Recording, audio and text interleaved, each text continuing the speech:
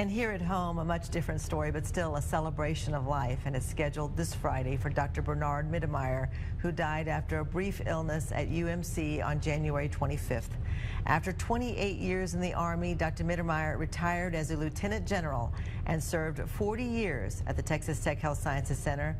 Under the Ronald Reagan presidency, Dr. Mittemeyer was the nation's Surgeon General, the highest honor for a physician serving in the Army. He was a leader here at home, too. Named the interim president of TTU-HSC twice, and interim dean of the medical school 3 times. He fought hard to bring quality health care to veterans in Lubbock, and is a big reason we have that new VA clinic on 4th Street across from the Texas Tech campus.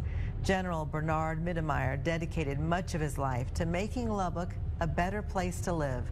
He will be remembered in a service at First United Methodist Church on Broadway Friday at 2 o'clock.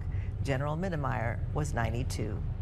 And if you missed an earlier story we had about Dr. Mittemeyer with some comments from some of the people who loved him and worked with him at Tech, that is online at kcbd.com. It's a great story. Hope you'll stop and watch that.